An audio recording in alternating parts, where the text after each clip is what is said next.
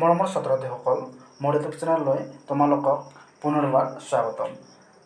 মৰমৰ ছাত্ৰ ছাত্ৰীসকল, আজি তোমালোকৰ বাবে ক্লাছ 6ৰ সমাজ বিজ্ঞানৰ অধ্যায় নম্বৰ 11 অৰ্থাৎ পাঠ নং 11 আদিম মানুহৰ অৰ্থনৈতিক কাৰ্যকলাপ আৰু স্থায়ী বসবাস নামৰ পাঠটোৰ পাঠভিত্তিক প্ৰশ্ন উত্তৰ তোমালোকৰ বাবে লৈ আহিছোঁ। মৰমৰ ছাত্ৰ ছাত্ৰীসকল, ভিডিঅ'টো স্কিপ নকৰাকৈ লাষ্টলৈকে চাই থাকিব। পাঠটোৰ অনুশীলনীৰ প্ৰশ্ন উত্তৰবোৰত নাযাওঁতে তোমালোকৰ কিছুমান মনত ৰাখিবলগীয়া কথা তোমালোকক কৈ দিছোঁ। তোমালোকে এইকেইটা ভালদৰে মনত ৰাখিবা।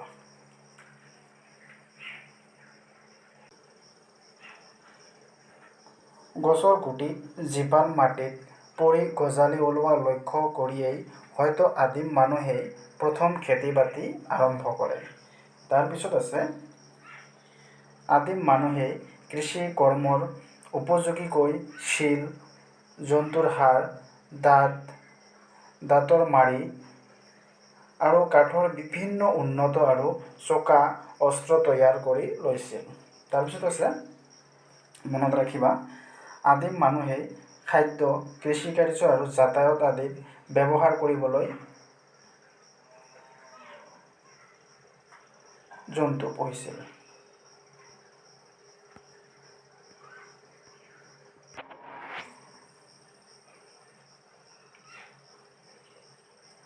চকাৰ আৱিষ্কাৰ আদিম মানুহৰ জীৱন ধাৰণৰ প্ৰণালী ব্যাপক পৰিৱৰ্তন সাধিলে। তাৰপিছত মনত ৰাখিবা, খেতি আৰম্ভ কৰাৰ লগে লগে আদিম মানুহে স্থায়ীভাৱে বসবাস কৰিবলৈ লৈছিল। তাৰপিছত স্থায়ীভাৱে বসবাস কৰা কিছুমান পৰিয়াল একেলগে থাকি গাঁৱৰ সৃষ্টি কৰিছিল। তাৰপিছত অনুশীলনীৰ 1 নম্বৰ দিয়া আছে, উত্তৰ লিখা। ক নম্বৰ কুৱেশ্যন দিয়া আছে। ক নম্বৰ কুৱেশ্যনটো হৈছে, সুমনৰ স্কুলৰ বাইদেৱে আগদিনাখন কিহৰ বিষয়ে বুজাইছিল? ইয়াৰ উত্তৰ হ'ব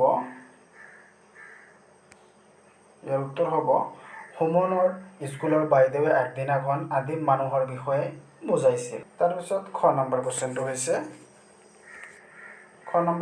হৈছে আদিম মানুহে হাবিত পোৱা ফল মূলৰ গছবোৰৰ বিষয়ে কি লক্ষ্য কৰিছিল?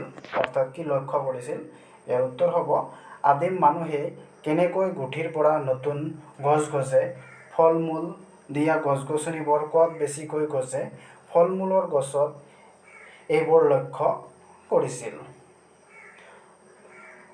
মৰমৰ ছাত্ৰ ছাত্ৰীসকল, আদিম যুগৰ মানুহসকলে কেনেকা মাটিত গছ গছনি গুটি দিলেই গছ ভালকৈ গজে সেই বিষয়ে আদিম মানুহে লক্ষ্য কৰিছিল। গ নম্বৰ কুৱেশ্যনটো হৈছে, খেতি কৰাৰ বাবে আদিম মানুহে কিহেৰে সঁজুলি তৈয়াৰ কৰিছিল? খেতি কৰাৰ বাবে আদিম মানুহে শিলেৰে সঁজুলি তৈয়াৰ কৰিছিল। আদিম যুগৰ মানুহসকলে খেতি কৰিবলৈ শিলেৰে তৈয়াৰ কৰা সঁজুলি ব্যৱহাৰ কৰিছিল। গ নম্বৰ কুৱেশ্যনত দিয়া আছে, আদিম মানুহে কি কি কাৰণে জীৱ জন্তু পুহিছিল? ইয়াৰ উত্তৰ হ'ব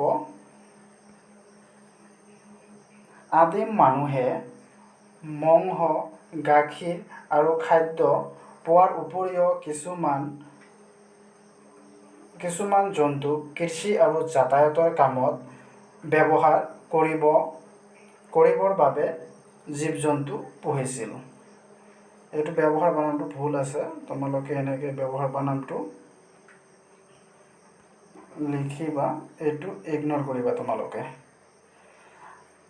মৰমৰ ছাত্ৰ ছাত্ৰীসকল, আদিম মানুহে মঙহ, গাখীৰ আদি খাদ্য পোৱাৰ উপৰিও কিছুমান জন্তু কৃষি আৰু যাতায়াতৰ কামত ব্যৱহাৰ কৰিবৰ বাবে জীৱ জন্তু পুহিছিল।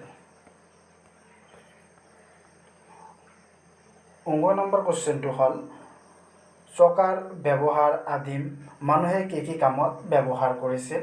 ইয়াৰ উত্তৰ হ'ব চকাৰ ব্যৱহাৰ আদিম মানুহক এঠাইৰ পৰা আন ঠাইলৈ খোজকাঢ়ি যোৱাৰ কষ্ট দূৰ কৰাৰ কাৰণে গধুৰ বোজা কঢ়িয়াৰ বাবেও চকা ব্যৱহাৰ কৰা হ'ল। তদুপৰি মাটিৰ বাচন গঢ়িবলৈ চকাৰ ব্যৱহাৰ কৰিবলৈ ধৰিলে।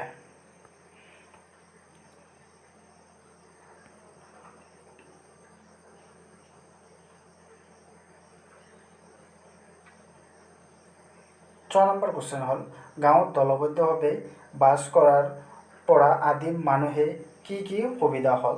ইয়াৰ উত্তৰ হ'ব গাঁৱত দলবদ্ধভাৱে বাস কৰাৰ পৰা আদিম মানুহৰ নিৰাপত্তা আৰু সহায় সহযোগিতা নিশ্চিত হ'ল।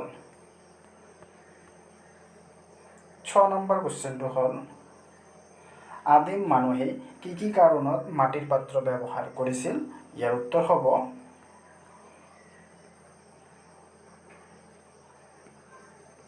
আদিম মানুহে ৰন্ধা বঢ়া আৰু খাদ্য মজুত ৰাখিবলৈ মাটিৰ পাত্ৰ ব্যৱহাৰ কৰিছিল।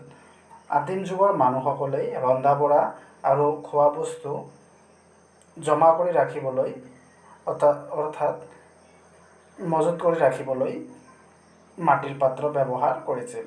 ব্যৱহাৰ বানানটো ভুল আছে, তোমালোকে শুদ্ধ কৰি ল'বা। ব্যৱহাৰ বানানটো এনেকুৱা হ'ব। 6 নম্বৰ ছাত্ৰ ছাত্ৰীসকল ভিডিঅ'টো ভাল লাগিলে লাইক কৰি দিবা।